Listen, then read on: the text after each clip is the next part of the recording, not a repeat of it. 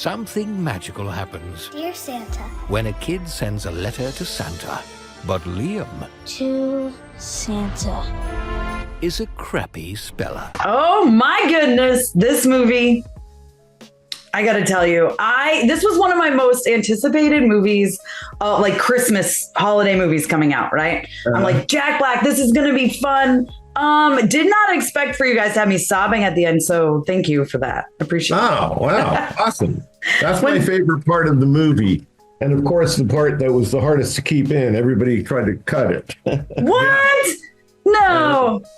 We like to make movies where you think you know what's going to happen, but it takes twists and turns, so it might go a different direction than you had anticipated, but in a direction that is satisfying. Absolutely. I mean, so the first question I really want to ask you guys is Jack Black. What made him so perfect for this? Why were you like, yes, I know it's going to be Jack Black? Well, we wanted, we wanted someone to play Satan who's not scary, who you're not going to be afraid of. Sort of like when they did Damn Yankees, they weren't afraid of the devil. And this guy, we need a guy who's lovable, but yet he could be a little, sinister. And Jack Black fit the bill. He's not going to scare anybody. This isn't The Exorcist. This is a family movie. So we needed, and Jack Black I don't think there's anybody better on the planet to play that role than him. No, Jack's perfect. Guys like him, girls like him, young people, old people. He checks all the boxes. And yes, he's a little diabolical at times, but always in a funny, likable sort of way. And that was perfect for our movie. Yeah, absolutely. He's so good. How much of it was like improv? Because I feel like he's a guy that just goes off the rails. He does go off the rails, but we had a great script that Pete and Ricky Blitt wrote to start with. So we always try to get what's on the page. That's a great starting point. And then, of course, if he has any ideas about how to do it differently or make it funnier, I'm willing to hear it. And Jack's just that guy. He does improv. And fortunately, the child actors went with him too, and they were really talented because it's not easy keeping up with Jack. And we've worked with enough of the all-time funny guys, Jim Carrey, Bill Murray, Jack, that to let them go wild. Enough to just cut them loose and see what they come up with, and they're going to bring a lot to the table. Yeah, I love that. And then, well, speaking of the younger actors, they're so good. But Robert, in particular, he's perfect in this. So can you talk about finding him? Yeah, we did a wide casting search. We, looked at a lot of young kids that age, and there were a lot of talented kids, but he stood out. He had everything I was looking for. I just felt like inherently really liked that young man, and he's a good actor. He's a really good actor. He had to check a lot of boxes on this. He had to hit a lot of notes, and he hit them all. Really good actor, very very mature for his age, and he was fun to work with. Yeah, he had a sophisticated delivery. He reminded me of a young Albert Brooks. Like he kind of had that same sort of, self-effacing thing.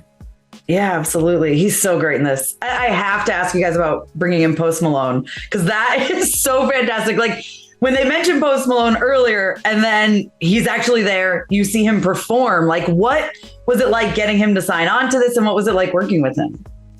Well, he was he was a top pick, of course. Like what performer would kids that age want to see? And Post Malone was at the top of the list. We didn't think we'd get him because those guys are so busy. He's always touring and doing concerts all over the place.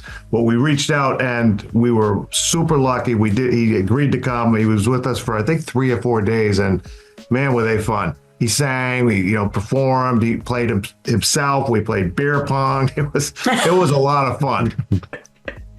Yeah, everyone, like I know a few people who have worked with him, and they say he's just like the nicest guy in like the whole entire world. It's incredible it really is. I just couldn't believe how polite, how nice, how decent. He was so nice to everyone. He knew everyone's name. He really is a special person. I really liked him. Yeah.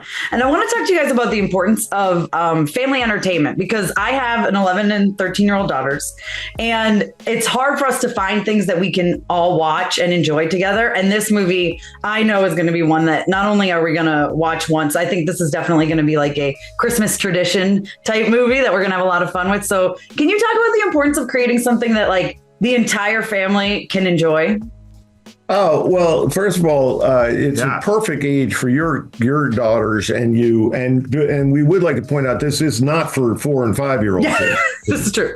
Yeah. Yes, it's a family movie, PG-13. PG-13 and up. But you don't want to give it to 4 or 5-year-olds. But yeah, we've always felt like every movie we've done, we've always thought that we've tried to have a little heart in there because we think the more you care about the people, the more relatable they are, and we can hang better jokes on them if you like them. And so we've always done that. But from Dumb and Dumber on, I don't think that there's nothing in Dumb and Dumber that is offensive to anybody. I mean, well, I guess there's a couple things, the toilet thing, but it's not. But that's for kids, if anything. The main thing with this is it's a Christmas movie, and Yeah. it's a bit of a subversive idea, but we didn't want to make a horror movie or a really super dark movie. We wanted to take this idea and then bring it into the world of Christmas movies and have fun with it, and hopefully have an uplifting story with a happy ending. And I hope we accomplish that. Oh yeah, absolutely. And I want to know, where did this inspiration come from? And especially for you, Pete, when you were working on the script, because I love the idea that he's dyslexic, and that makes perfect sense as to how this would come about. So can you just kind of talk about where the thought process started? Oh, the idea came to us. Our friends Pete Jones and Kevin Barnett brought us an idea by Dan Ewan. Dan Ewan. And this is like 10, 12 years ago. And they said, we have an idea. Here it is. A kid writes a letter to Santa, but he misspells it and it goes to Satan. And we're like, yeah, we'll do that movie. We're in. And it's easier said than done, though. It's a great idea. It's like a snakes on a plane pitch.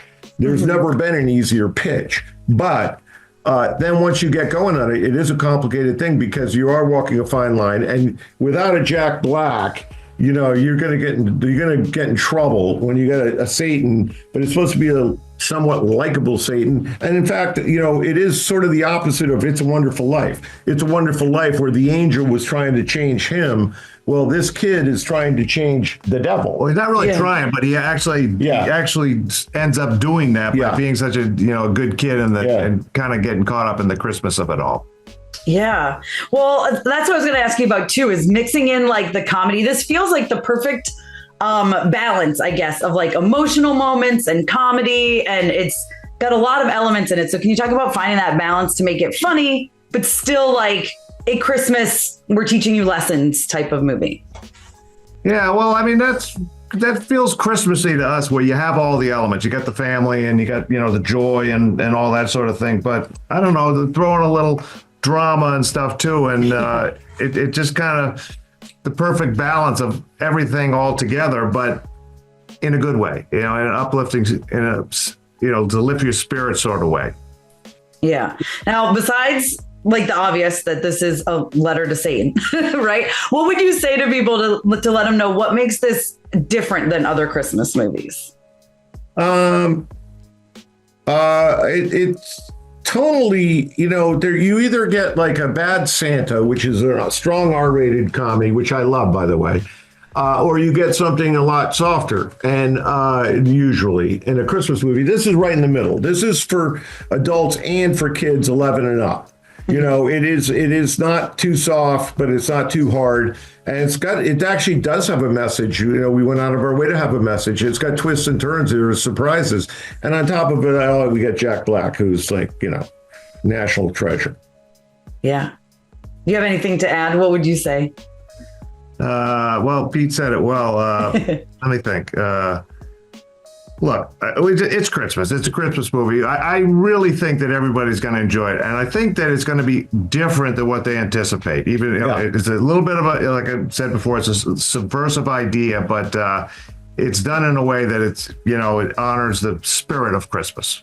Yeah. And it's the kind of Santa that is, Satan that would be in, Damn Yankees. It's not this isn't The Exorcist. It's quite the contrary. Yeah, absolutely. And speaking of Christmas, do you guys have a favorite Christmas tradition? Wow. My Christmas memory is that Pete would always sneak downstairs in the middle of the night to try to see what was down there before the official morning, when we'd all go and see what Santa had brought us, and he'd come back and tell me what's under the tree. And a lot of times you tell me things a lot better than what actually down there. I wanted him to stay. I couldn't sleep. It's Christmas Eve, so I'm lying there, and he could sleep like he couldn't get through a TV show. So I'd be like, ah. He goes, what's down there? I'd start winging it. Like one time he told me it was a tank, an army tank. I was like, what do you mean? A real tank? There's a tank down there. I'm like, you're kidding. For me? He goes, he's like, so like the tank I could drive down the street? Absolutely drive down the street. It's in the house downstairs.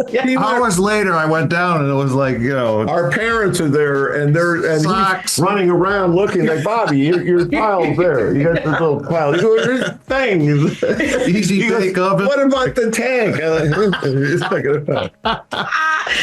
hilarious. I love that. Well, thank you so much for your time, guys. I really appreciate it. And like I said, I loved this movie. I can't wait for everyone to get to see it. Thank you very much. So happy to hear that. Great. Really Thank you so much. Thanks, guys. Have a good one. Bye. Who do you think you are talking to me like that? Oh, That doesn't sound right. pardon me, kombucha. Watch this. No, please, never trust a thought. You just gambled and lost.